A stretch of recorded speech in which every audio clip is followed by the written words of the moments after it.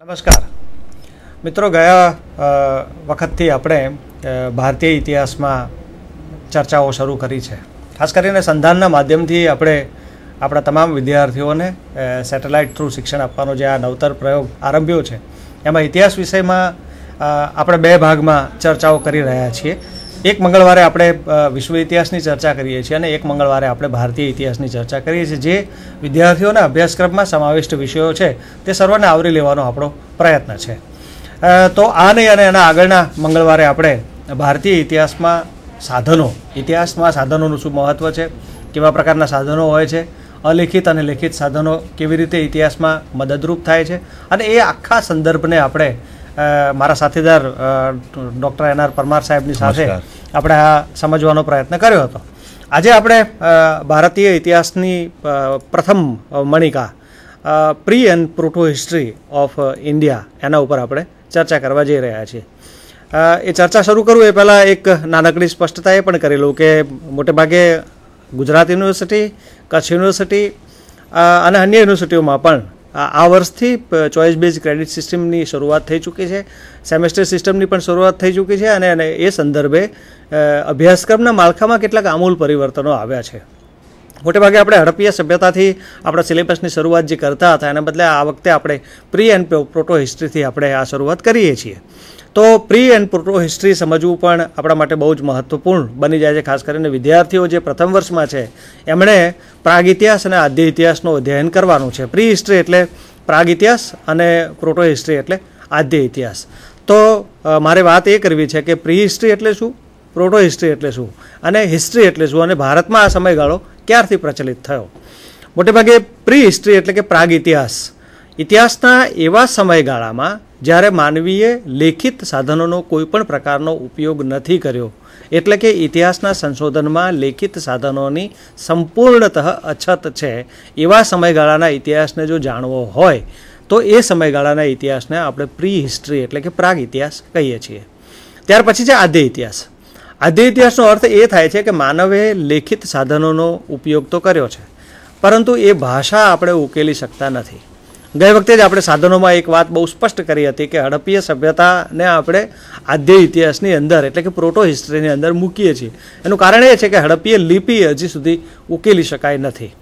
તો ઇતિહાસના એવા સમયગાળાને જ્યારે માનવે લેખિત સાધનોનો ઉપયોગ કર્યો છે, એટલે કે ઇતિહાસના અધ્યયનમાં લેખિત સાધનો આપણને મળે છે, તેમ છતાં આપણે એ લેખિત સાધનોને ઉકેલી શકતા નથી, એવા સમયગાળાને આપણે આદ્ય ઇતિહાસ કહીએ છીએ. અને ઇતિહાસ એટલે એવો સમયગાળો જ્યારે અલેખિત અને લેખિત બંને પ્રકારના સાધનો આપણને મળે છે. આ સોર્સિસ બંને પ્રકારના જ્યારે મળે ત્યારે બંનેનું ક્રોસ ચેકિંગ કરી અને આપણે જે ઇતિહાસ ઉજાગર કરીએ છીએ એને આપણે ઐતિહાસિક કાળથી લઈએ છીએ. એટલે ભારતમાં ઈસવીસન પૂર્વે 6ઠ્ઠી સદી સુધી ઈસવીસન પૂર્વે 6ઠ્ઠી સદીથી આપણે ઐતિહાસિક કાળની શરૂઆત કરીએ છીએ. તો મિત્રો, આ એક નાનકડી સ્પષ્ટતા કે કોને પ્રી હિસ્ટ્રી કહેવાય, કોને પ્રોટો હિસ્ટ્રી કહેવાય અને કોને હિસ્ટ્રી કહેવાય. ઘણીવાર એવું બને છે કે પ્રોટો હિસ્ટ્રીની અંદર જે સમયગાળો ઇતિહાસમાં આવતો હોય છે એ ક્યારેક નવી ભાષા અથવા તો એ જૂની જે લિપિ છે એ શોધાવાને કારણે અથવા તો એના નવા કોઈ અવતરણો મળવાને કારણે એ હિસ્ટ્રીની અંદર સમાવિષ્ટ થઈ જાય છે. પ્રાચીન મેસોપોટેમિયા અને ઇજિપ્તની સંસ્કૃતિમાં આવું જ થયું છે કે એક સમયે જે આદ્ય ઇતિહાસ ગણાતા હતા એને પછી ઐતિહાસિક કાળમાં આપણે ગણવાનું શરૂ કર્યું છે. તો ભારતમાં આ સમયનું સમાજ જીવન કેવું હતું, માનવી કેવા પ્રકારનું જીવન જીવતો હતો, એ સર્વ સંદર્ભે આપણે આજે ચર્ચા કરવાના છીએ. તો પરમાર સાહેબને વાત કરું કે થોડીક એ આપણને એ સંદર્ભે આગળ માહિતી આપે અને ત્યાર પછી આપણે એ ચર્ચામાં ભાગ લઈએ. પરમાર સાહેબ. નમસ્કાર સાહેબ. નમસ્કાર મિત્રો. સાહેબે જે વાત કરી કે ગુજરાતમાં જે CBCS સિસ્ટમનો પ્રયોગ થઈ રહ્યો છે અને એ સંદર્ભમાં આપણે જે આ વિષયની ચર્ચા કરી રહ્યા છીએ એમાં એક મણકો આપણે ગઈ વખત જોયો, આ બીજો મણકો છે. મિત્રો, સામાન્ય રીતે આપણો પ્રાચીન ભારતનો ઇતિહાસ એ આપણે સીધો જ હડપ્પાના સંસ્કૃતિ અને એ ચેપ્ટરથી કરીએ છીએ. ગુજરાતના મોટાભાગના અભ્યાસક્રમોની અંદર આ પ્રી હિસ્ટ્રી, પ્રોટો હિસ્ટ્રી એ બંને વિશે ખૂબ જ ઓછી સમજણ અને અભ્યાસક્રમમાં પણ એનો ઓછો સમાવેશ કરેલો હોય છે અને એના પરિણામે વિદ્યાર્થીઓ સુધી આ માહિતી પહોંચતી નથી.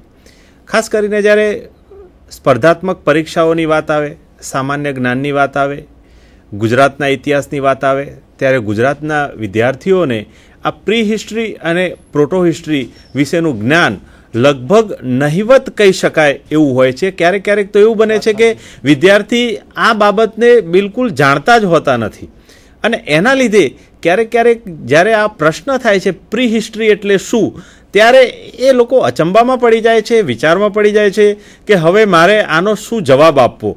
સામાન્ય રીતે તેઓ હડપ્પા સંસ્કૃતિથી અભ્યાસ કરવાની ટેવાયેલા હોય છે, એના લીધે આમ બનતું હોય છે. સાહેબે જે વાત કરી કે પ્રી હિસ્ટ્રી એટલે એવો ઇતિહાસ કે જેની અંદર આખો પાષાણ યુગનો સમાવેશ થાય છે. હવે પ્રશ્ન એ થાય આપણને, એના પ્રકારોની વાત હું પછી કરીશ, પરંતુ પહેલાં આ યુગને સૌથી પહેલો યુગ જે આપણો પાષાણ યુગ કહેવામાં આવે છે, એનું નામકરણ પાષાણ યુગ શા માટે પડ્યું? માનવીની ઉત્પત્તિ, પૃથ્વીની ઉત્પત્તિ તો સૌ પહેલાં થઈ ગઈ એ આપણે જાણીએ છીએ, પરંતુ માનવીની ઉત્પત્તિ આ પૃથ્વી ઉપર 20 લાખ વર્ષો પહેલાં થઈ. એટલે 20 લાખ વર્ષો પહેલાં માનવીની ઉત્પત્તિ આ પૃથ્વી ઉપર થઈ, અને ત્યારથી આપણો ઇતિહાસ, માનવીય ઇતિહાસ શરૂ થયો. એ સમયથી લઈને જે યુગ શરૂ થયો એને આપણે પાષાણ યુગ એવું નામ આપીએ છીએ. આ પાષાણ યુગ નામ આપ્યું એનું કારણ શું? કારણ કે માનવીના જીવનની અંદર પાષાણનું અનેરું મહત્ત્વ રહ્યું છે. મિત્રો, અત્યારે હાલ તો ઓછું મહત્ત્વ રહ્યું છે, છતાં પણ આજે પણ પાષાણનો ઉપયોગ ઘણી બધી જગ્યાએ થતો આપણે જોઈ શકીએ છીએ. ઘરની અંદર, ગામડાની અંદર તમે જોતા હશો તો ક્યારેક ક્યારેક જે મસાલા માટેનો ખલ છે એ આજે ક્યારેક ગામડાઓમાં જોઈ શકીએ છીએ કે એ પાષાણનો છે. તો એક હથિયાર તરીકે, એક ગૃહ વપરાશની ચીજ તરીકે આ પાષાણનો ઉપયોગ પ્રાચીન સમયથી થતો આવ્યો છે. ઓજારો તરીકે એનો ઉપયોગ થતો આવ્યો છે. રહેવાની ગુફાની અંદર આ ઓજારો તરીકે અને રહેવાની ગુફાની અંદર એક આવાસ તરીકે એનો ઉપયોગ થતો આવ્યો છે. અને સૌથી સારામાં સારો ઉપયોગ અને એક ક્રાંતિકારી શોધ જો આ પાષાણથી થઈ હોય તો એ બે પથ્થરને ઘસીને એમાંથી અગ્નિ પ્રગટ થયો એની છે. મિત્રો, એટલે પાષાણ યુગનું જે મહત્ત્વ છે એ કંઈક અનેરું મહત્ત્વ છે, અને આટલા બધા ઉપયોગ હોવાને લીધે આ સમયને પાષાણ યુગ એવું નામ આપવામાં આવે છે. એની અંદર કુલ 3 યુગનો સમાવેશ આપણે કરીએ છીએ. પહેલો યુગ છે પ્રાચીન પાષાણ યુગ, બીજો યુગ છે મધ્ય પાષાણ યુગ, અને ત્રીજો યુગ છે નૂતન પાષાણ યુગ. 20 લાખ વર્ષ ઈસવીસન પૂર્વેથી 9000 વર્ષ ઈસવીસન પૂર્વે સુધીનો જે સમય છે તેને આપણે પ્રાચીન પાષાણ યુગ એવું નામ આપીએ છીએ. 9000 ઈસવીસન પૂર્વેથી 6000 ઈસવીસન પૂર્વે સુધી, આમાં સમયનો ક્યારેક ક્યારેક કોઈ પણ પુસ્તકમાં થોડું આગુ પાછું હોઈ શકે, કારણ કે આ વિદ્વાનોનો મત છે. એટલે કોઈ વિદ્વાનની ચર્ચા કર્યા સિવાય એક સામાન્ય જે સમયગાળો છે એની હું ચર્ચા કરી રહ્યો છું. તો 9000 થી 6000 ઈસવીસન પૂર્વે કે 4000 ઈસવીસન પૂર્વે વચ્ચેનો જે સમય છે તેને આપણે મધ્ય પાષાણ યુગ એવું નામ આપીએ છીએ, અને એ પછીનો જે સમયગાળો છે તેને આપણે આપીએ છીએ નૂતન પાષાણ યુગ. નૂતન પાષાણ યુગ પછીનો જે સમય આવે છે એ તામ્ર પાષાણ યુગનો સમય આવે છે. મિત્રો, પાષાણ યુગની અંદર પછી તામ્ર એટલે કે તાંબાનો ઉપયોગ, ધાતુ તરીકે એક તાંબાનો ઉપયોગ, જો કે આની અંદર પણ મારે કહેવું જોઈએ કે તાંબાનો ઉપયોગ ખૂબ જ ઓછા પ્રમાણમાં થયેલો છે, પથ્થરનો ઉપયોગ જ વિશેષ થયેલો છે. પરંતુ એક ધાતુની શરૂઆત કોઈ સમયમાં શરૂ થઈ તો સૌથી પહેલાં કોઈ ધાતુની શરૂઆત માનવે એક ઉપયોગમાં લીધી હોય તો એ તાંબુ હતું, અને માટે આ યુગને તામ્ર પાષાણ યુગ એવું નામ આપવામાં આવે છે. અને તામ્ર પાષાણ યુગ બાદ કાંસ્ય યુગ શરૂ થયો, એટલે તાંબુ અને ક્લાય. આજના મારા જે મિત્રો છે, વિદ્યાર્થી મિત્રો, એને મારે કહેવું પડે કે આ ક્લાય એટલે શું, કારણ કે અત્યારે હાલ આપણે સ્ટીલના વાસણોનો ઉપયોગ કરીએ છીએ, એટલે ક્લાય લગભગ આપણે ભૂલી ગયા છીએ. પરંતુ જો મિત્રો આપને ખ્યાલ હોય તો જે તાંબાના વાસણો છે એની ઉપર જંગ લાગી ન જાય, કાટ ન લાગી જાય, એના માટે 20-25 વર્ષો પહેલાં, સાહેબ જો મારી ભૂલ ન થતી હોય તો 25 વર્ષો પહેલાં આ તાંબાના વાસણો ઉપર ક્લાય કરવામાં આવતી હતી. એ ક્લાય અને તાંબાનું જે મિશ્રણ થાય અને એનાથી જે ધાતુ બને એને કાંસું કહેવામાં આવતું. આજે પણ ઘણા બધા ઘરમાં કાંસાના વાસણોનો ઉપયોગ થાય છે. તો એ કાંસાના વાસણોનો અને એક ધાતુ તરીકે એનો જે ઉપયોગ શરૂ થયો એને આપણે કાંસ્ય યુગ એવું નામ આપીએ છીએ. અને આ કાંસ્ય યુગ દરમિયાન જ સાહેબે જે વાત કરી કે પ્રી હિસ્ટ્રી અહીંયા પૂરો થાય છે અને પ્રોટો હિસ્ટ્રી અહીંથી શરૂઆત થાય છે. તો મારો કહેવાનો મતલબ એ છે કે આ સમગ્ર જે સમયગાળો છે એ આખું આપણું એક ભૂલાયેલું પ્રકરણ છે મિત્રો. એટલે કદાચ એવું બની શકે કે વિદ્યાર્થી મિત્રોને આની અંદર ઇન્ટરેસ્ટ ઓછો પડે, પરંતુ ઇતિહાસ એક એવો વિષય છે કે કોઈ વાર્તા કથન કે એવું તો કંઈ છે નહીં કે જેમાં વિદ્યાર્થીઓને પૂરેપૂરો રસ પડે જ, પરંતુ એક જાણકારી અને પોતાના પ્રદેશનું મહત્ત્વ શું છે એને ઉજાગર કરતી જે બાબત છે એને આપણે પરાણે, હું એવી વાત નથી કરતો, પરંતુ જો રસ લઈને વાંચવામાં આવે તો ચોક્કસ એની અંદર આપણને રસ પડશે જ. સાહેબને હું વાત કરું કે હવે વિગતવાર આપણને આ જે 3 ઇતિહાસના જે તબક્કા છે એની થોડી સમજણ આપે. Thank you sir. ખૂબ સરસ વાત કરી પરમાર સાહેબે. આપણી સમક્ષ કેટલીક સ્પષ્ટતાઓ પણ એમણે મૂકી. ખાસ કરીને કાર્લ માર્ક્સે જે ઇતિહાસનું અધ્યયન કર્યું છે એને આર્થિક પાસા પર બહુ જ ભાર મૂકી અને આખા ઇતિહાસનું એમણે અન્વેષણ કરવાનો પ્રયત્ન કર્યો છે. એ પહેલી ઇતિહાસના પ્રાચીન યુગને સર્વપ્રથમ જે પાષાણ યુગ જેને કહીએ છીએ એને સર્વપ્રથમ એ હન્ટિંગ એન્ડ ગેધરિંગ કહે છે કે શરૂઆતનો માણસ એ માત્ર શિકાર કરવાનું કામ કરતો અને ભેગું કરવાનું કામ કરતો હતો, પણ પછી પથ્થરનો ટેકનોલોજીમાં ઉપયોગ, ખાસ તો આ ટેકનોલોજીનું એક સાધન છે. પાષાણ યુગનો અર્થ એ થાય છે કે માનવીએ ટેકનોલોજીના માધ્યમ તરીકે પથ્થરનો મહત્તમ ઉપયોગ કર્યો. હવે ભારતમાં પૂરા પાષાણ એટલે કે પ્રાચીન પાષાણ, મધ્ય પાષાણ અને નૂતન પાષાણ એ 3ની કઈ કઈ અગત્યની સાઇટ્સ છે અને એ ક્યાંથી મળી આવ્યા છે, એ પુરાવાઓ શું સૂચવે છે, ભારતમાં માનવ જીવન એ સમયે કેવા પ્રકારનું હતું એની ચર્ચા કરવાનો આપણે પ્રયત્ન કરીએ. મોટેભાગે ગંગા અને યમુના નદીના ખીણ પ્રદેશમાંથી આપણને કોઈ જ પાષાણ યુગીન સ્થળો મળતા નથી. એનો અર્થ એ થયો કે ગયા વખતે આપણે એક ચર્ચા એ કરી હતી કે ઈસવીસન પૂર્વે 14 લાખ વર્ષ પહેલાં ભારતમાં મહારાષ્ટ્રના બોરીમાંથી માનવ હોવાનો જે પુરાવો પ્રાપ્ત થયો છે એ મોટેભાગે એ જે વિસ્તાર છે મહારાષ્ટ્ર, છોટાનાગપુર, ગુજરાત આ અને રાજસ્થાનની કેટલીક સાઇટ્સ, આ પાષાણ યુગના અધ્યયન માટે આ સાઇટ્સ બહુ જ મહત્ત્વની છે. દક્ષિણ ભારતની સાઇટ્સ પણ ખૂબ જ મહત્ત્વની છે. એક અર્થ એનો એ છે કે સાઉથ આફ્રિકા સાથે એક સમયે એ ભૂમિભાગ જોડાયેલો હતો. એટલું જ નહીં, અત્યારે જ્યાં હિમાલય અને હિમાલયની જે આ આખો જે ખીણ પ્રદેશ છે ગંગા યમુનાનો, એ એક સમયે કદાચ સમુદ્રની કિનારે આવેલા હોવાના અને તેથી સમુદ્ર તો હિમાલય ઓલરેડી ત્યાં હતો અને હિમાલય ગેડ પર્વતની એક આખી ફલશ્રુતિ છે. એ સંદર્ભે જોતાં આપણને પૂરા પાષાણ યુગના બહુ જ ઉલ્લેખો આ ગંગા અને યમુના નદીના ખીણ પ્રદેશમાં જોવા મળતા નથી. તો મોટે ભાગે 1 લાખ વર્ષ પૂર્વે આપણને છોટાનાગપુરમાંથી પૂરા પાષાણ યુગના કે જેનો સમયગાળો લગભગ 20 લાખ વર્ષથી 1 લાખ વર્ષ સુધીનો સમયગાળો કહી શકાય, એમાં 1 લાખ વર્ષ પુરાણા પુરાવા આપણને છોટાનાગપુરની પ્લેટોમાંથી મળ્યા છે. આંધ્રપ્રદેશમાં કુર્નૂલ જિલ્લાની અંદર પણ આવી કેટલીક સાઇટ્સ મળી છે, જ્યારે પ્રાચીન પાષાણ યુગના કેટલાય અવશેષો આપણને પ્રાપ્ત થયા છે. ઉત્તર પ્રદેશમાં મુઝફ્ફરપુરમાંથી પણ આપણને પાષાણ યુગની કેટલીક સાઇટ્સ મળી છે. ઉત્તર પ્રદેશમાં બેલન વેલી જે છે ત્યાંથી એક બહુ જ મહત્ત્વપૂર્ણ બાબત મળી છે, એ છે પશુઓના હાડકાં. હવે આ જે પશુઓના હાડકાં હતા એ મનુષ્યની સાથે જોડાયેલા છે. મનુષ્ય પશુઓનો ખાવામાં ઉપયોગ કરતો હતો. માઇન્ડ વેલ, દૂધનો ઉપયોગ બહુ પાછળથી થયો છે. મનુષ્યએ પાલતુ પ્રાણીઓ તરીકે રાખવાનું કામ ઘણા સમય પછી કર્યું હતું. પશુઓનો ઉપયોગ માત્ર ને માત્ર ખાવા માટે થતો હતો.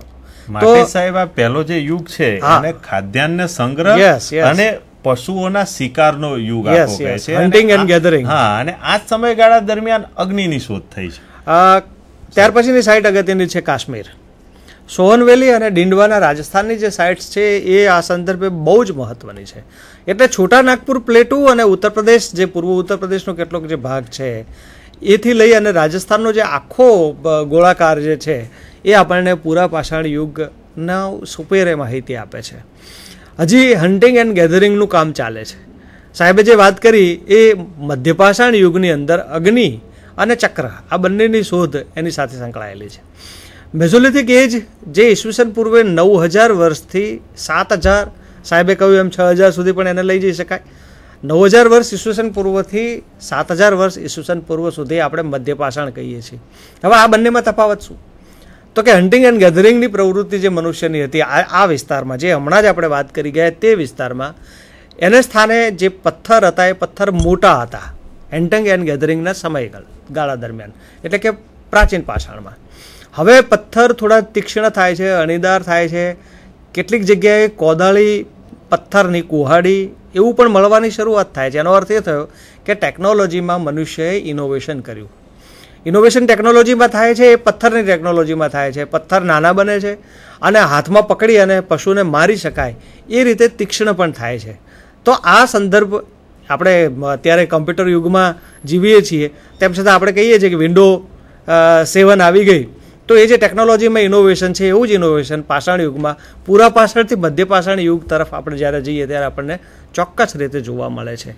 અહીંયા મારું કહેવું એમ છે કે જે પૂરા પાષાણ યુગ હતો એનો જે માણસ હતો એને ક્વાર્ટઝાઇટ મેન, ચળકતા માણસ નો યુગ, એટલે એણે જે પથ્થરોનો ઉપયોગ કર્યો હતો એ ચળકતા પથ્થરોનો, ક્વાર્ટઝાઇટ જે આખો જે પથ્થર કહેવામાં આવે છે એનો ઉપયોગ કર્યો હતો. એટલે ચળકતા પથ્થરોનો એક હથિયાર તરીકે ઉપયોગ કરી અને એણે જે વાત કરી, ખાસ કરીને આપે જે વાત કરી કે રાજસ્થાનનું ડીંડવાના, અને ત્યાંથી આગળ આવીએ તો આપણે ગુજરાતની અંદર નર્મદા તટે આવેલું ભીમબેટકા, એ આખો જે એરિયા છે, ખાસ કરીને જ્યારે આપણે આ પાષાણ યુગની વાત કરીએ છીએ ત્યારે જો આપણે નકશો મગજની અંદર અને જો આપણે કલ્પી લઈએ તો આજનું પાકિસ્તાન, રાજસ્થાન, હરિયાણા, બિહાર, યુપી, ગુજરાત અને મહારાષ્ટ્ર, થોડો ઘણો પ્રદેશ, અને રાજસ્થાન અને મધ્યપ્રદેશ, આ જે આખો એરિયા છે, આખો જે પ્રદેશ છે, એ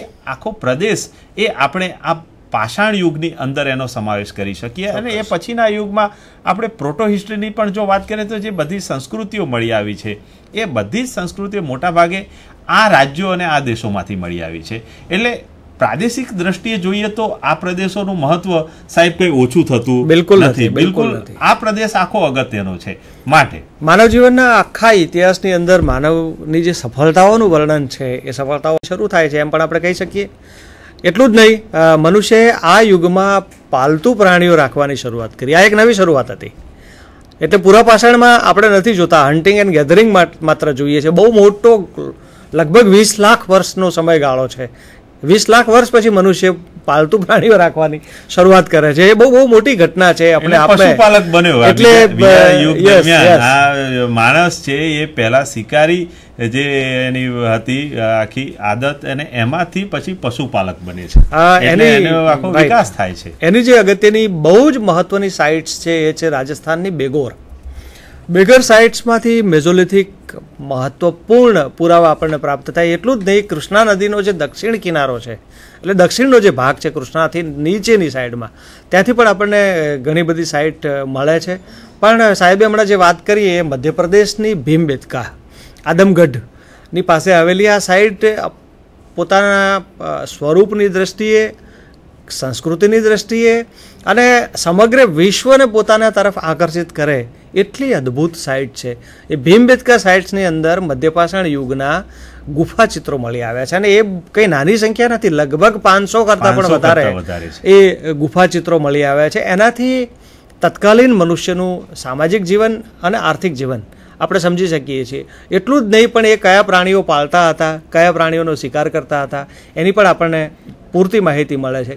એટલું જ નહીં, હાથી, ઘોડા, એના ચિત્રો એની અંદર દોરેલા છે. એટલું જ નહીં, બહુ મહત્વની બાબત એ છે કે એના જે રંગો છે એ રંગો હજી એમને એમ છે. આપણે ઘણીવાર જ્યારે ગુપ્તકાળની ચર્ચા કરીએ છીએ ત્યારે કહીએ છીએ કે અજંતા અને ઇલોરાના રંગો હજી એમને એમ છે. તો આ તો એના કરતાં પણ ઘણું પ્રાચીન અને એ બહુ મોટી બાબત છે કે ભારતમાં એ સમયે કુદરતી રંગોનો આ રીતે ત્યાંની પ્રજા જનજાતિઓ આ રીતે આનો ઉપયોગ કરતી હતી અને એ ગુફા ચિત્રો આપણને જે દુનિયામાં ગુફા ચિત્રોનો એક આખો અલગ જ વિષય છે. એના ઉપર કામ કરનારા લોકો પણ અસંખ્ય છે અને એનું બહુ મોટું મહત્ત્વ હિસ્ટ્રીની અંદર રહેલું છે. આખા એ કલ્ચરને જાણવા માટે બહુ જ જરૂરી છે. અને ભીમબેટકા આપણને એ મહત્ત્વપૂર્ણ સાઇટ છે જે એક રીતે કહીએ તો ભારતનું ઘરેણું ગણી શકાય, ભારતની વિશેષતા ગણાવી શકાય અને ભારતને દુનિયાના ગુફા ચિત્રોની સામે ઊભું રાખે એવું એક બહુ મહત્ત્વનું આ સ્થળ આપણને મળ્યું છે. ઓકે, હવે મધ્ય પાષાણમાં આપણે આટલી ચર્ચા કરી. નિયોલિથિક, જેને આપણે નૂતન પાષાણ, નવપાષાણ કહીએ છીએ, એ હું હમણાં જે વાત કરતો હતો કે પેલિયોલિથિકમાંથી મેઝોલિથિકમાં જાઓ એટલે ઇનોવેશન આવે છે. હવે તમે મેઝોલિથિકમાંથી નિયોલિથિકમાં એટલે કે મધ્ય પાષાણમાંથી નૂતન પાષાણમાં જાઓ ત્યારે પણ ટેકનોલોજીમાં ઇનોવેશન ચોક્કસ આવે છે. અને નિયોલિથિક એજને તો નિયોલિથિક રેવોલ્યુશન કહેવામાં આવે છે. શા માટે? કારણ એ છે કે જે પથ્થર યુગ ચાલતો હતો મેઝોલિથિકમાં, એ પથ્થરો હવે એના કરતાં પણ વધારે મહત્ત્વપૂર્ણ સાબિત થયા, વધારે તીક્ષ્ણ થયા, વધારે નાના થયા, ઓપદાર થયા. ઓપદારનો અર્થ, કારણ કે એ વખતે નાનકડું ઇનોવેશન કરવું એ પણ બહુ મોટી બાબત હતી. એટલું જ નહીં, નૂતન પાષાણ યુગની અંદર કૃષિની શરૂઆત થઈ. આ મનુષ્યના જીવનની એક સૌથી અગત્યની બાબત હતી. એવું કહેવાય છે કે કૃષિની શરૂઆત સ્ત્રીઓએ કરી હતી. અને મધ્ય એશિયામાં જે આપણી જે મેસોપોટેમિયન સાઇટ્સ છે ત્યાંથી, અને તુર્કીની કેટલીક સાઇટ્સ જે હમણાં નવા સંશોધનો પ્રમાણે આપણે કહીએ તો તુર્કીની સાઇટ્સમાં ત્યાંની સ્ત્રીઓએ આ રીતે કૃષિની શરૂઆત કરેલી. ભારતમાં પણ આપણે એવું કહી શકીએ, કારણ કે આપણી પાસે લેખિત પુરાવો તો અહીંયા છે નહીં, પણ આપણે એવું માની શકીએ કે ભારતમાં નૂતન પાષાણમાં આ રીતે એગ્રીકલ્ચરલ, જેને એટલા માટે જ ફૂડ પ્રોસેસર કહેવામાં આવે છે, એટલે કે અનાજનું ઉત્પાદન કરનારા, અનાજનું ઉત્પાદન કરી અને જીવન જીવનારા લોકો. એટલે હવે જે માંસાહાર માત્ર હતો એ હવે મિશ્ર આહારની અંદર તબદીલ થાય છે. એટલે ફૂડ હેબિટમાં પણ ચેન્જીસ આપણે જોઈ રહ્યા છીએ. માત્ર ટેકનોલોજીકલ ઇનોવેશન નહીં, પણ ફૂડમાં પણ ચેન્જીસ આપણને અહીંયા દેખાય છે. અને એમાં સૌથી અગત્યની સાઇટ છે મહેરગઢ.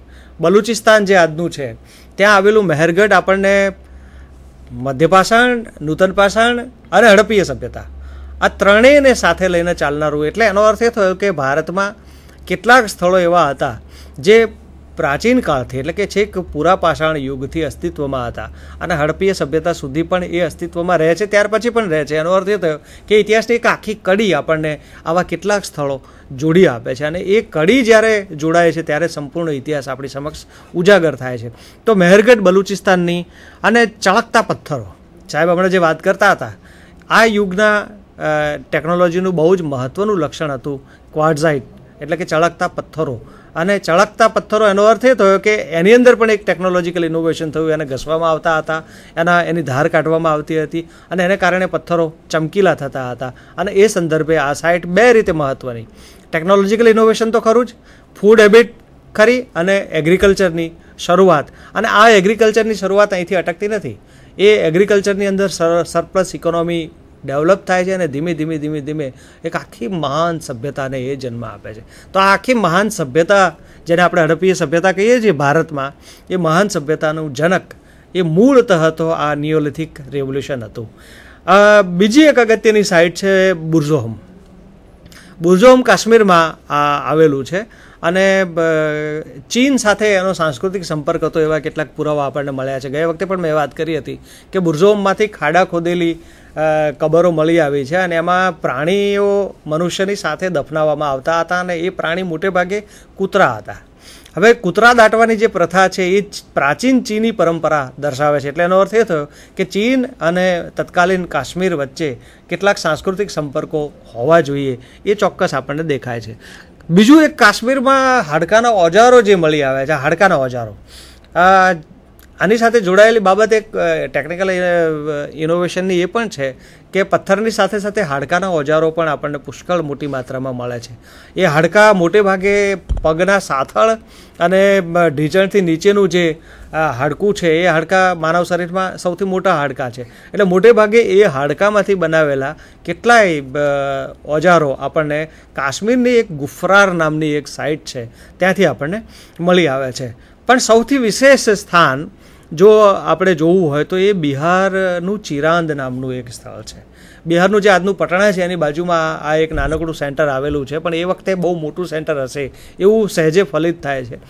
હાડકાના એટલી મોટી સંખ્યામાં, કદાચ સૌથી મોટી સંખ્યામાં ભારતમાં હાડકાના જો પુરાવા મળ્યા હોય તો એ ચિરાંદમાંથી આપણને મળ્યા છે. અને ચિરાંદ એ હાડકાની ટેકનોલોજીની અંદર બહુ મોટું ઇનોવેશન આપણને પૂરું પાડે છે.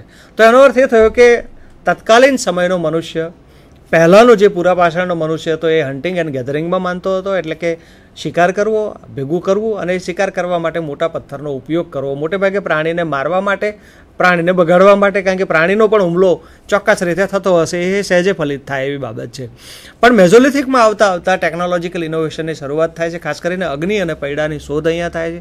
એટલે એનો અર્થ એ થયો કે મનુષ્ય હવે અગ્નિના ઉપયોગથી જે ભૂંજાયેલું માંસ હતું એ ખાતો અને હવે એ સ્વાદિષ્ટ બનવા લાગ્યું. એટલે ફૂડ હેબિટમાં થોડીક ચેન્જીસ થઈ અને નિયોલિથિકમાં તો ટોટલી ફૂડ પ્રોસેસર આખું આવ્યું અને આ એજને ફૂડ પ્રોસેસર કહેવામાં આવે છે. મહેરગઢમાંથી આપણને ઈસવીસન પૂર્વે 7000 વર્ષ જૂના ચોખા મળી આવ્યા છે. એનો અર્થ એ થયો કે આ સમયના લોકો ચોખાની ખેતી કરવાનું જાણતા હતા. પછી જો કે હડપ્પીય સભ્યતામાં આપણને ક્યાંય ચોખા મળતા નથી, પણ આ સમયે અનાજના દાણા આપણને મહેરગઢમાંથી, બલુચિસ્તાનમાંથી મળી આવે છે. એનો અર્થ એ થયો કે ફૂડ હેબિટ હવે એ લોકોની ચેન્જ થઈ છે. ભીમબેટકા જે સાઇટ હમણાં આપણે વાત કરી, 500 ગુફાચિત્રો, એ મધ્યપાષાણ યુગની બહુ જ મહત્ત્વપૂર્ણ સાઇટ છે. એટલે એ એનું કલ્ચર પણ બતાવે છે કે એ મનુષ્ય ગુફામાં રહેતો હશે, એ ચામડાના વસ્ત્રો પહેરતો હતો, હાડકાના ઓજારોનો ઉપયોગ કરતો હતો અને જે શિકાર કરે છે એમાં મોટે ભાગે હરણ, માછલી, આ 2-3 ચીજો આપણને એ ચિત્રોમાં જોવા મળે છે, મોટી સંખ્યામાં જોવા મળે છે. એનો અર્થ એ થયો કે એનો શિકાર કરી અને એ એનું જીવનયાપન કરતો હશે. પણ નવપાષાણ યુગમાં ખેતીની શરૂઆત થતાં હવે એક રીતે સ્થાયી જીવન મનુષ્યનું શરૂ થયું. જે ભટકતું જીવન હતું એનો લગભગ અંત આવતો હોય એવું મહેરગઢની સાઇટ ઉપરથી આપણે ચોક્કસપણે કહી શકીએ. ગોદાવરી નદી જે દક્ષિણ ભારતમાં છે એની કેટલીક સાઇટ્સ પણ બહુ મહત્ત્વની છે. આસામની અંદર પણ આવી કેટલીક સાઇટ મળી છે. એટલે એનો અર્થ એ થયો કે આસામ પણ આ આખી પ્રોસેસમાંથી પસાર થયેલો એક મહત્ત્વપૂર્ણ ઇલાકો ગણાવી શકાય. અલ્હાબાદમાં આપણને ઈસવીસન પૂર્વે 6000 વર્ષ પહેલાં ચોખાના પુરાવા મળ્યા છે અને એ નિયોલિથિક સાઇટ છે. એટલે ઉત્તર પ્રદેશ આની અંદર એક તરફ બલુચિસ્તાન અને પૂર્વ તરફ ઉત્તર પ્રદેશનું અલ્હાબાદ, એ પણ અત્યારે પણ આપણે અલ્હાબાદના ચોખા વર્લ્ડ ફેમસ છે. એનો અર્થ એ થયો કે આ પરંપરા બહુ જૂની છે અને ઘણા વર્ષોથી આ પરંપરા આખી ચાલતી આવી છે. તો એનું જે કલ્ચર છે એ કલ્ચર હવે એગ્રીકલ્ચર તરફ જઈ રહ્યું છે એવું આપણને સ્પષ્ટ લાગે છે. એટલે સાહેબ, આપણે જો વાત કરીએ કે જો પાષાણ યુગની વાત કરીએ તો શરૂઆતમાં જ મેં કહ્યું એમ કે પાષાણનો ઉપયોગ સૌથી વધારે થતો હતો, માટે આ સંસ્કૃતિને પાષાણ યુગ એવું નામ આપવામાં આવ્યું છે આખા સમયને. શરૂઆતમાં આપણે કહ્યું કે હન્ટિંગ એન્ડ ગેધરિંગ, તો જે પૂરા પાષાણનો યુગ હતો એ હતો શિકારી જીવન. પછીનો જે યુગ આવ્યો મધ્ય પાષાણ યુગ, જેની અંદર માનવી હતો એ બન્યો પશુપાલક. પછીનો યુગ આવ્યો એ નૂતન પાષાણ યુગ, જેની અંદર માનવી ખેડૂત બન્યો. એટલે આપણે જો જોઈએ તો જે ક્રમિક વિકાસ છે, ક્રમિક વિકાસની વાત કરીએ કે પહેલાં માણસ શિકારી બન્યો, પછી ખેડૂત બન્યો, પશુપાલક બન્યો અને પછી ખેડૂત બન્યો. આ જે 3 બાબતો છે એ 3 બાબતોને વ્યવસ્થિત રીતે વળી આગળ આપણે જોઈએ તો એમાંથી ધીરે ધીરે માનવીના ઇતિહાસનો ક્રમિક વિકાસ કઈ રીતે થયો. તો આપણે કહ્યું એમ જે ખોરાકની રીતભાત બદલાઈ, એને સાથે સાથે એની રહેવાની રીતભાત પણ બદલાઈ છે. અને રહેવાની રીતભાત બદલાઈ એટલે નૂતન પાષાણ યુગ દરમિયાન ગ્રામ્ય જીવનની શરૂઆત થઈ છે. નૂતન પાષાણ જે યુગ છે એ સમયગાળા દરમિયાન ગ્રામ્ય જીવનની શરૂઆત થઈ. એટલે માણસ જે છે એ ભટકતું જીવન ગાળતો હતો પાષાણ યુગ દરમિયાન. એમાંથી ધીરે ધીરે એ ટોળીમાં જીવવા લાગ્યો. ટોળીમાંથી પણ ધીરે ધીરે એ અનાજનો ઉપયોગ કરતા શીખ્યો, એટલે કે શાકાહારી બન્યો, અનાજનું ઉત્પાદન કરતા શીખ્યો અને ધીરે ધીરે એ પછી સમૂહમાં રહેવા લાગ્યો.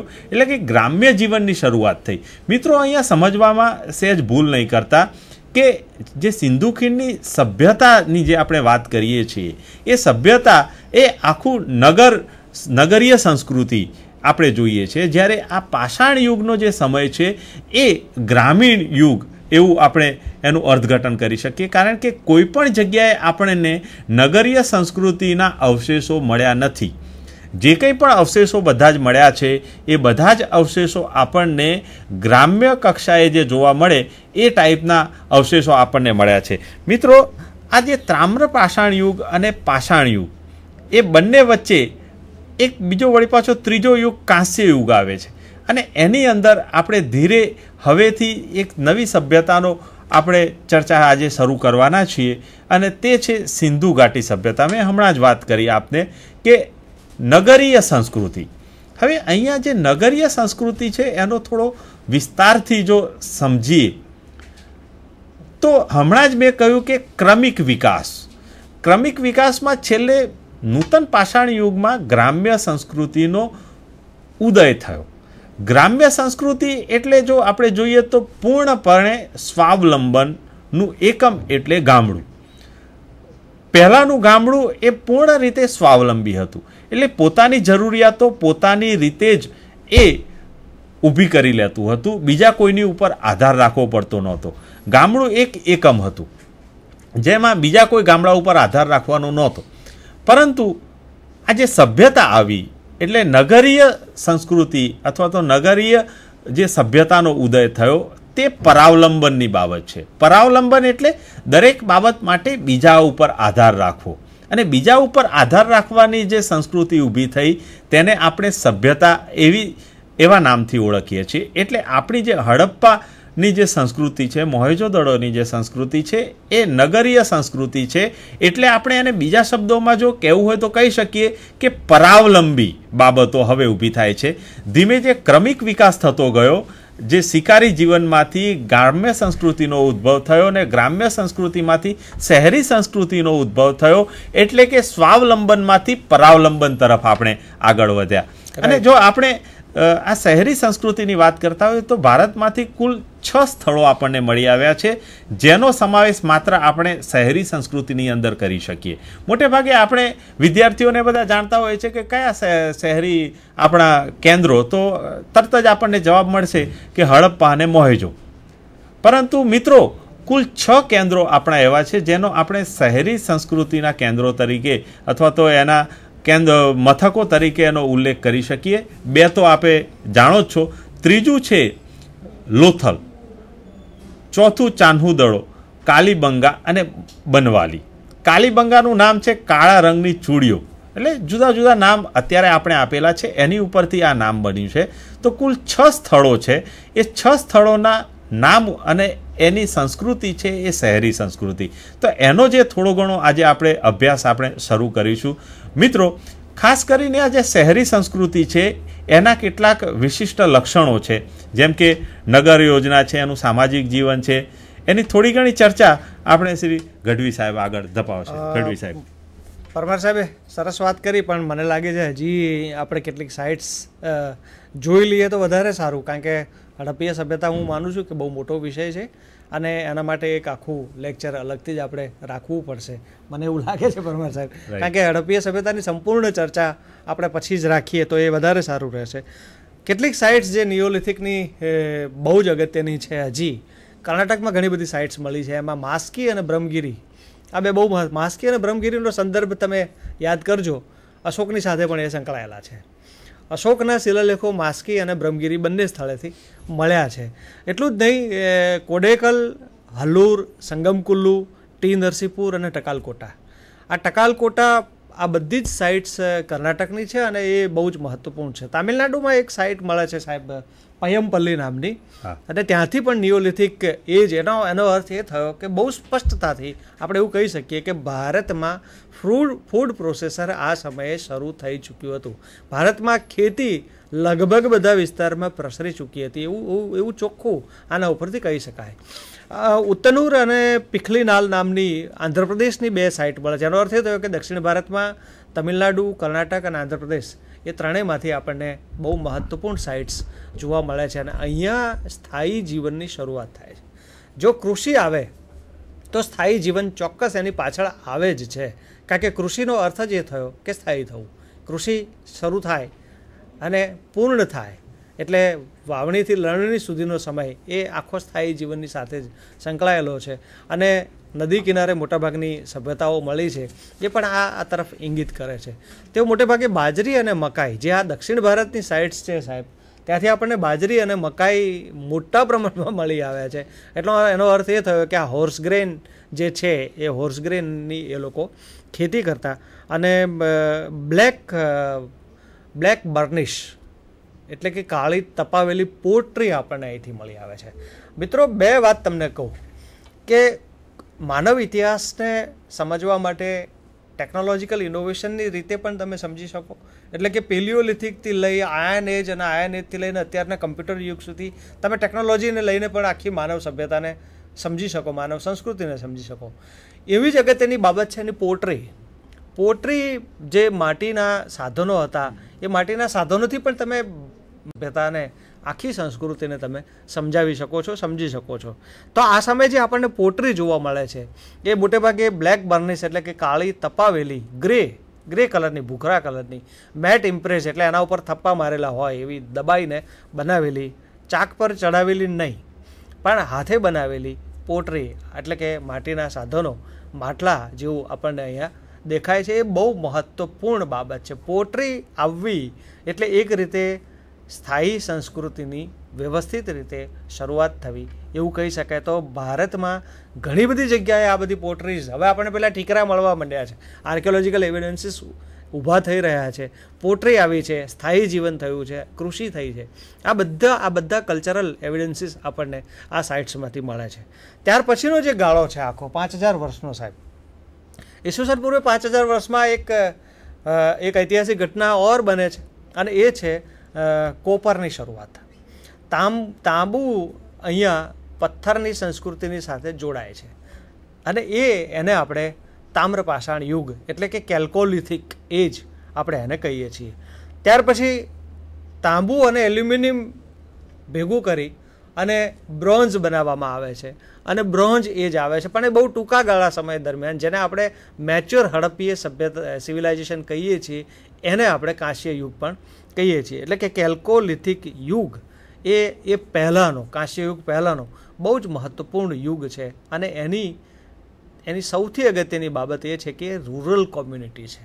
સંપૂર્ણ ગ્રામ્ય પરિવેશ આપણને હવે જોવા મળે છે. એટલે કે ચોખ્ખા ગામડાઓ આપણને હવે જોવા મળે છે. અત્યાર સુધી આપણને ફિક્સ વિલેજીસ આપણને નથી મળતા, અહીંયા આપણને ચોખ્ખા ગામડા મળે છે. એની જે સાઇટ્સ છે એમાં ફરી પાછું દક્ષિણ પૂર્વ રાજસ્થાન બહુ જ મહત્ત્વનું, પશ્ચિમ મધ્યપ્રદેશ બહુ જ અગત્યની, પશ્ચિમ મહારાષ્ટ્રમાં કેટલીક સાઇટ્સ મળે છે અને દક્ષિણ પૂર્વ ભારતમાં પણ કેટલીક સાઇટ્સ મળે છે. પણ એમાં બે સાઇટ્સ બહુ જ અગત્યની, એ છે આહાર અને ગિલુંદ. રાજસ્થાનના દક્ષિણ પૂર્વ ભાગમાં આવેલ આહાર અને ગિલુંદમાં આહાર તો આખી આહાર સંસ્કૃતિ જેને કહેવું હોય તો કહી શકાય, એટલી મોટી સાઇટ્સ છે. એમાં ઘરો પણ મળ્યા છે, એ લોકો કેવા ઘર વાપરતા હતા, એની ફેસિલિટીઝ શું છે, એ બધી જ બાબતો એની સાથે સંકળાયેલી છે. બનાસ વેલી એટલે કે બનાસ નદીનો જે આખો ખીણ વિસ્તાર છે એમાં ઘણી બધી સાઇટ્સ મળી છે, એટલે એને બનાસ વેલી કહેવામાં આવે છે. જેમ આપણે સિંધુ ખીણ કહીએ છીએ એમ બનાસ ખીણનો વિસ્તાર પણ રાજસ્થાનની આપણને મળે છે. એરણ મધ્યપ્રદેશની એક બહુ જ અગત્યની સાઇટ. ફરી પાછું એરણ હું તમને કહું કે એરણ એ 6ઠી સદીમાં એરણનો એક શિલાલેખ, સતી પ્રથાનો સૌથી પ્રાચીન પુરાવો મળે છે. એ જ એરણ આપણને અહીંયા કેલ્કોલિથિક સાઇટ તરીકે પણ જોવા મળે છે. માલવા અને કાયથ આ બંને બહુ જ મહત્ત્વની સાઇટ્સ છે જે મધ્યપ્રદેશની અંદર આવેલી છે. માળવા તો પાછળથી 10મી સદીમાં રાજપૂતોનું બહુ મોટું સેન્ટર બન્યું અને એ રીતે એ પણ માલવા અને કાયથ પણ અગત્યની છે. પશ્ચિમ મહારાષ્ટ્રમાં નેવાસા, દાયમાબાદ, અહેમદનગર જિલ્લાની આ આખી એક વિશિષ્ટ છાપ લઈને આપણી સમક્ષ આવે છે. ચંડોલી, સેનગાંવ, ઇનામગાંવ, પ્રકાશ, નાસિક અને પૂનાની કેટલીક સાઇટ્સ. હવે દાયમાબાદ અને ઇનામગાંવ આ બેની થોડીક વિગતે વાત કરવી જોઈએ એવું મને લાગે છે, કારણ કે દાયમાબાદ અને ઇનામગાંવ આ બે સેન્ટર એવા છે જે પરમાર સાહેબ ગ્રામીણ સંસ્કૃતિથી શહેરી સંસ્કૃતિ તરફ જતી સાઇટ્સ છે. એટલે એનો અર્થ એ થયો કે ઘણીવાર તો આપણે ઘણા કેટલાક વિદ્વાનો તો એમ કહે છે કે ત્યાં સુધી આપણે હડપ્પીય સભ્યતાને લઈ જવી જોઈએ, એ શહેરી સભ્યતા સુધી જાય એટલી અગત્યની સાઇટ છે. ને એટલું જ નહીં, દાયમાબાદની અંદરથી તો ચેરિયોટ મળ્યો છે. એટલે મેં આપને કહ્યું કે પહેલા સાહેબ આપણે આ જે આ પ્રકરણ છે એક ભૂલાયેલું પ્રકરણ મેં કહ્યું. આપે જે કેટલાક બધા સ્થળોનો કેટલો બધો અત્યાર સુધીમાં ઉલ્લેખ, કેટલી બધી સાઇટ્સનો ઉલ્લેખ કરી ગયા, એ સાઇટ્સનો કેટલોમો ભાગ કોઈએ વાંચ્યો હશે અથવા તો કોઈએ સાંભળ્યો હશે, અને એનું પરિણામ એ આવે છે કે આપણે આટલો બધા સ્થળોને યાદ રાખતા નથી. માત્ર ને માત્ર 2-4 નામો આપણા મોઢે આવી જાય છે, એટલા નામો યાદ કરીને બેસી રહીએ છીએ. હકીકતમાં એવું નથી. જે ઉત્તર હડપ્પીય અને પૂર્વ હડપ્પીય જે સંસ્કૃતિઓના કેન્દ્રો છે, એ આ બધા કેન્દ્રો એટલા બધા છે અને એટલા બધા મળી આવે છે, અને હજુ તો એનું ઉત્ખનન કાર્ય શરૂ છે, અને એ ક્યાં જઈને અટકશે એ ખબર નથી. પરંતુ જ્યારે એક આ પ્રશ્ન થાય છે સાહેબ, જ્યારે મને પણ થયો છે અને કેટલાક વિદ્વાન મિત્રોનો પણ પ્રશ્ન થાય, એ બહુ સ્વાભાવિક છે. અને એ પ્રશ્ન છે, જ્યારે પણ આ સંસ્કૃતિના કેન્દ્રોના નામની વાત આવે છે, તમે બહુ જ વિગતે આ બધા કેન્દ્રોની ચર્ચા કરી છે, પરંતુ એક પ્રશ્ન એ આવે છે, અને એ પ્રશ્ન એ છે કે ગુજરાતના કેટલાક કેન્દ્રો આવે છે, રાજસ્થાનના આવે છે, આજના પાકિસ્તાનના કેટલાક કેન્દ્રો આવે છે, બલુચિસ્તાનની આપણે ચર્ચા કરી, બનાસવેલીની આપણે ચર્ચા કરી. પરંતુ એ ચર્ચાની અંદર જો આજનો સમય આપણે લઈએ તો આ જે પ્રદેશ છે એ આખો પ્રદેશ એ સૂખો પ્રદેશ કહેવામાં આવે છે. જો કે આજે ગ્લોબલ વોર્મિંગના લીધે કેટલાક ચેન્જીસ આવ્યા છે, પરંતુ 5-10 વર્ષ પહેલાંની હું વાત કરું તો આ પ્રદેશની અંદર માત્ર અને માત્ર 15 ઇંચથી પણ ઓછો વરસાદ પડે છે વાર્ષિક. હવે જ્યારે આપણને પ્રશ્ન એમ થાય કે આટલા બધા સંસ્કૃતિઓના કેન્દ્રો હતા સાહેબ, અને 15 ઇંચથી પણ જો ઓછો વરસાદ, એટલે ક્યારેક તો એનાથી પણ સાવ ઓછો વરસાદ પડે, હવે એવા પ્રદેશોની અંદર શા માટે આટલી બધી સંસ્કૃતિના કેન્દ્રો વિકસ્યા હશે? પ્રશ્ન એ બહુ મોટો છે. શા માટે? કારણ કે માનવીની જે જરૂરિયાતો છે એ જરૂરિયાતો 15 ઇંચ વરસાદથી પૂરી ન થાય એ બહુ સ્વાભાવિક છે. તો જે આ કાળક્રમે એવો તો શું બન્યું સાહેબ કે જેની અંદરથી આપણે આ આખો પ્રદેશ છે એ પ્રદેશ એ સૂકો બની ગયો, અને સૂકા બનેલો પ્રદેશની અંદર આજે આપણે એવી કોઈ મોટી સંસ્કૃતિ નથી. પરંતુ એ સમયગાળા દરમિયાન, કારણ કે વિદ્યાર્થીઓને મૂંઝવતો એક આ મોટો પ્રશ્ન હોય છે, બહુ ચર્ચા નથી કરતા, કારણ કે આપણે આ ભૂલાયેલું પ્રકરણ છે. એટલે આની ચર્ચા કરવી મને લાગે છે કે ખૂબ જ અગત્યની બની જાય છે સાહેબ. રાઈટ. એટલે બહુ સાચી વાત કરી કે જ્યારે હું આર્કિયોલોજીકલ એવિડન્સીસની પણ થોડીક વાત કરું, ક્લાઇમેટોલોજીની પણ આપણે થોડીક વાત કરીએ એની સાથે સાથે. ઈસવીસન પૂર્વે 10,000ની આસપાસ ક્લાઇમેટોલોજીનો એક અભ્યાસ એવું કહે છે કે ઈસવીસન પૂર્વે 10,000ની આસપાસ ભારતમાં જે આ પશ્ચિમ ભાગ છે એ આખો તદ્દન લીલોછમ વિસ્તાર હતો. બિલકુલ સર. હવે આખી જે આ પ્રોસેસ આપણે જોઈએ છીએ, મોટાભાગની સાઇટ્સ પણ અહીંયા જોવા મળે છે. એનો અર્થ એ થયો કે ક્લાઇમેટ એને અનુરૂપ હતું, અને ચોક્કસ એ હશે જ, એમાં કોઈ સવાલ જ નથી.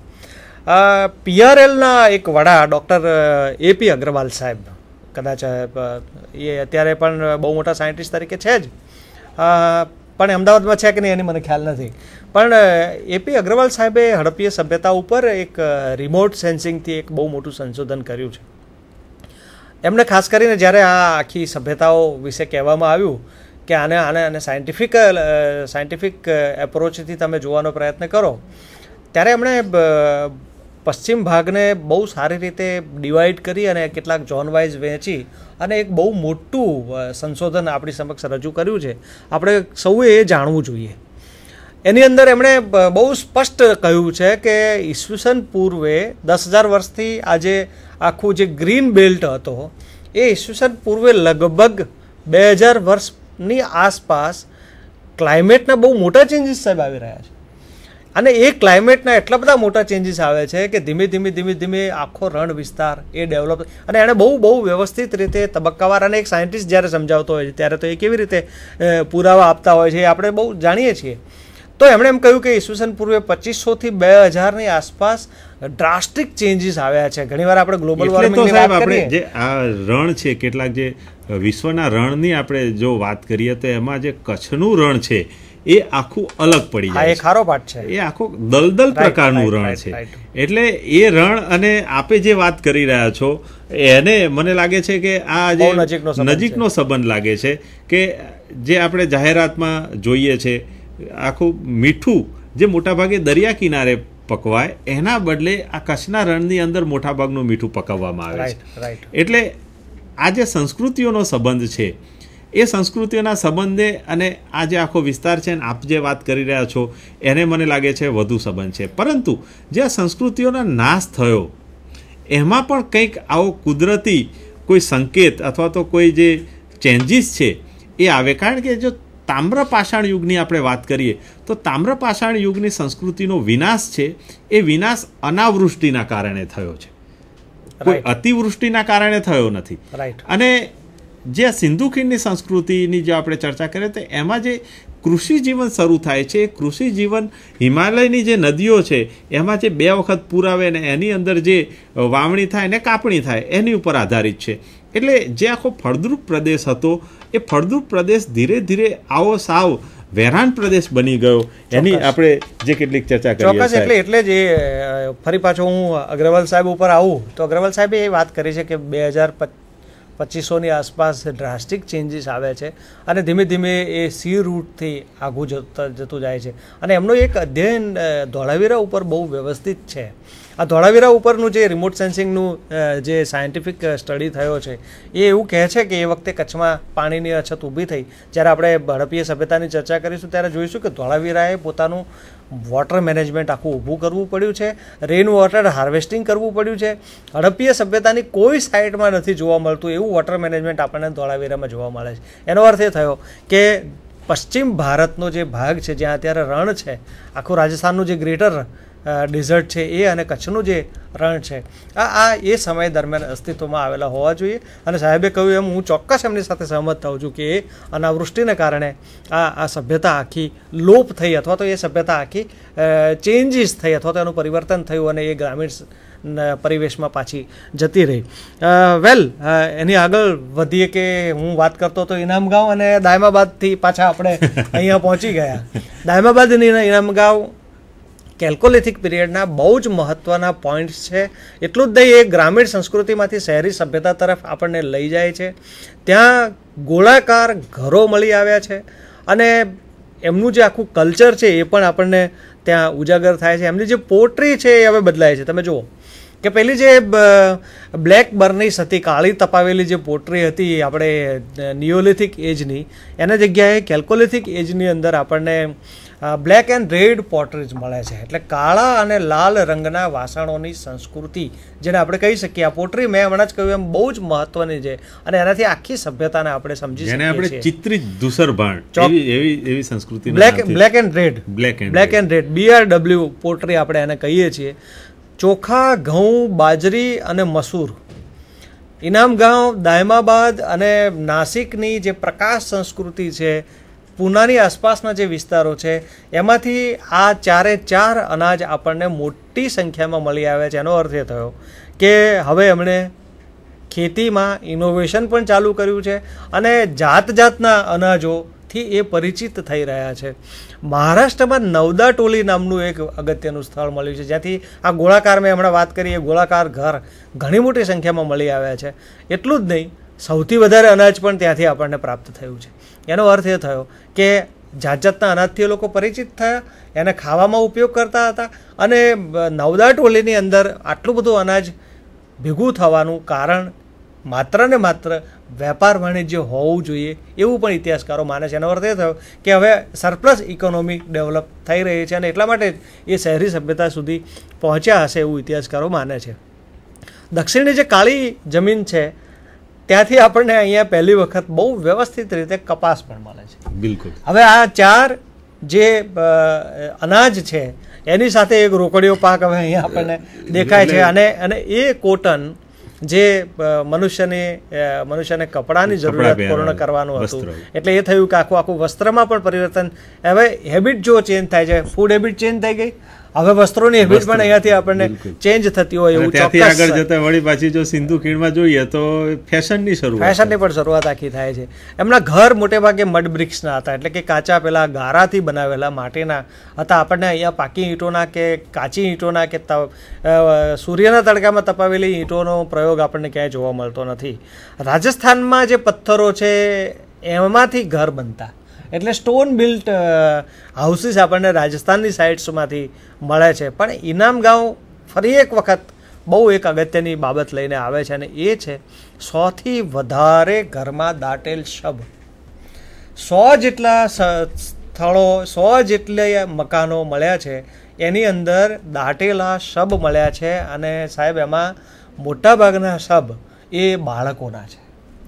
હવે આ આખી એક નવી જ બાબત આપણે બાબત તરફ લઈ જાય છે આપણને, કે પાછા એમના કઈ રીતે મૃત્યુ થયા છે, શબને શા માટે એ લોકો દાટતા હતા, અને ઘરમાં જ દાટવાના હતા, અને ઘરમાં જ દાટવાના પાછા.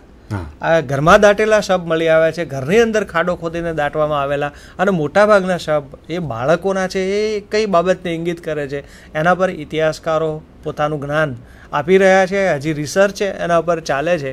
પણ ઇનામ ગાંવ આ રીતે મિત્રો જે વિદ્યાર્થીઓ છે, જે લોકોને આગળ પરીક્ષાઓ આપવી છે, એના માટે હું આ ખાસ કહું છું કે આજે 3 સાઇટની મેં જે ચર્ચા કરી એ એમના માટે સ્પર્ધાત્મક પરીક્ષાઓનો બહુ મોટો મસાલો છે. આવું યુપીએસસી ડાયરેક્ટ આપણને પૂછે છે, અને એટલા માટે જે વિદ્યાર્થીઓ એફવાયમાં છે અત્યારથી ધ્યાન આપે કે આ જે કેટલીક સાઇટ્સ છે એની અગત્યની માહિતી એકત્રિત કરી રાખે, પોતે લખી રાખે, અને એનું અધ્યયન વારંવાર કરે. ક્રાફ્ટ્સ એન્ડ આર્ટ્સની પણ વાત આપણે કરીએ. કારણ એ થયું કે 4 અનાજની સાથે હવે કોટન, એટલે લોકો કાંતવાનું અને સીવવાનું પણ શીખ્યા. બિલકુલ. હવે અહીંયા એ શરૂઆત થઈ, અને આપણને દક્ષિણના આ પ્રદેશોમાંથી સુતરાઉ કાપડ પણ મળ્યું છે. બિલકુલ. એનો અર્થ એ થયો કે ભારત હવે એક આખી નવી જ પરિસીમાની અંદર જઈ રહ્યું છે.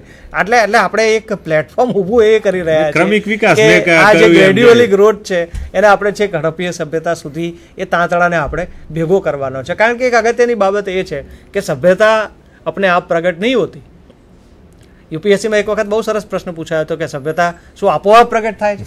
તો એ આપોઆપ પ્રગટ નથી થતી. એની પાછળનું આખું બેકગ્રાઉન્ડ આપણે સમજવાનો આ પ્રયત્ન કર્યો. એટલે પ્રી હિસ્ટ્રી અને પ્રોટો હિસ્ટ્રીનું અધ્યયન આપણા સૌ માટે બહુ જ મહત્વનું છે. તમારે એનું અધ્યયન કરવું જ રહ્યું. અને અમે બંને મિત્રોએ અમારી સમજ પ્રમાણે, અમારી બુદ્ધિ પ્રમાણે, અમારી પાસે જે કંઈ થોડું ઘણું છે એનાથી તમને સૌને એ સમજાવવાનો પ્રયત્ન કર્યો છે.